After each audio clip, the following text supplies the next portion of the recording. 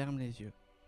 Imagine que demain matin, tu te réveilles et que monter un escalier devient un défi, que lire un panneau ou entendre une voix devient flou, lointain, que chaque regard posé sur toi te rappelle que tu es différent.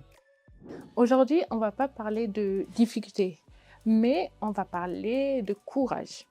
En bref, on va parler du handicap. Mais c'est quoi le handicap?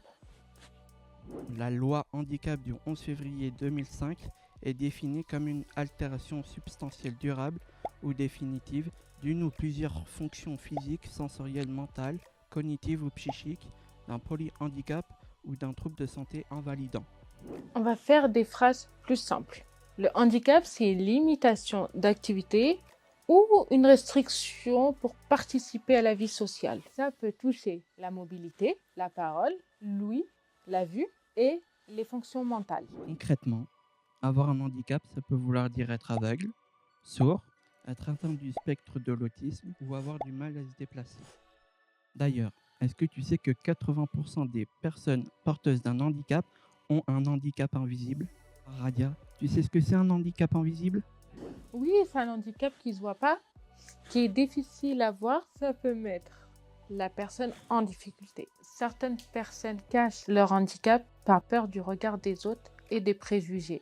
Tu sais que le handicap invisible concerne près de 10 millions de personnes rien qu'en France? D'ailleurs, tu sais que Sophie Vouzelot, ancienne Miss France, mannequin et actrice française est sourde? Oui, il y a plein de personnes publiques qui ont un handicap. Par exemple, Éléonore Laloux, qui est la première personne porteuse de la trisomie 21, élue au conseil municipal d'une grande ville en France. Ce qui est dommage, c'est que ce genre de parcours ne soit pas plus fréquent. Oui, on dit que c'est pas le handicap qui exclut, mais c'est la société. Mais nous, on peut faire quoi pour être plus inclusif? C'est simple. Par exemple, moi, j'ai un handicap, je suis malentendante.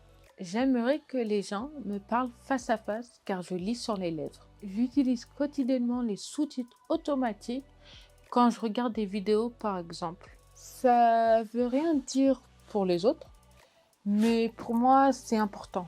Et même depuis 2005, année de parution de la loi handicap, tous les établissements recevant du public ont été obligés de mettre en place des équipements pour recevoir les personnes en situation de handicap.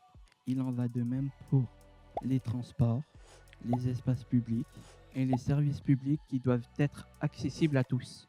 C'est ce genre de choses qui nous permet de vivre dans une société plus inclusive. L'école est aussi concernée pour que les enfants puissent être scolarisés dans une école ordinaire. C'est aussi le cas pour les adultes, avec la création des AT, des établissements et services d'accompagnement par le travail, où les personnes en situation de handicap peuvent travailler dans des milieux sécurisés avec la présence de moniteurs, mais aussi pour ceux qui veulent se former, avec des centres de formation spécialisés pour les personnes en situation de handicap. En conclusion, en changeant toutes et tous nos habitudes au quotidien et en osant parler du handicap sans tabou, nous pourrons être plus inclusifs et vivre tous ensemble sereinement.